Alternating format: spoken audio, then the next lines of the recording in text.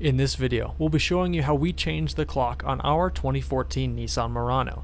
Keep in mind, this should also work on Nissan Muranos that were made from 2009 to 2014. As you can see, our clock is located in the top right-hand corner of our display. Now, in order to adjust the clock, we'll need to look down the center console and locate a button that is titled DISP Clock, or Display Clock.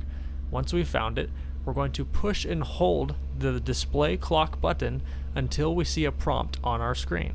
So pushing and holding, it is now allowing us to adjust the turn knob to change the hour. As you can see, the clock is now flashing, meaning that we can make those adjustments. So using the tuning knob, we will turn it to adjust the hour, and then if we want to change the minutes, we will push into the tuning knob, and then it allows us to adjust the minutes as well. Now, to set the clock, you can either let it sit there for about 30 seconds or so, or you can push into the tune knob again, and it will lock it in place. If you found this helpful, please hit that like and subscribe.